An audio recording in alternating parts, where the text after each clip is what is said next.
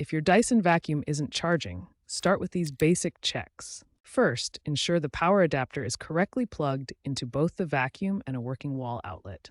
Test the outlet with another device to confirm it's supplying power. Inspect the charging cable for any visible damage like cuts, frays, or bent pins. If damaged, replace the cable. Make sure the vacuum is properly connected to the charging dock, ensuring a firm and clean contact.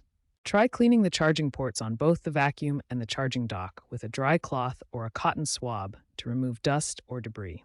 Sometimes a simple reboot of the vacuum can resolve charging issues. Disconnect and reconnect the battery if removable, or power cycle by holding the power button for 20 to 30 seconds. If basic checks don't work, the battery might be the issue.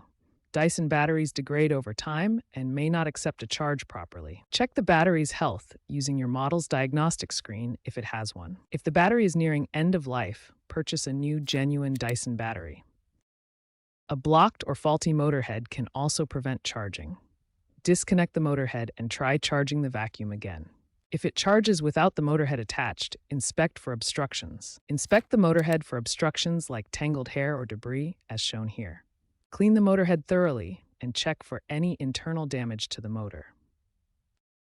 If issues persist with the battery or motor head, the problem could be deeper, involving the vacuum circuit board or PCB. In such cases, have it looked at by Dyson professionals.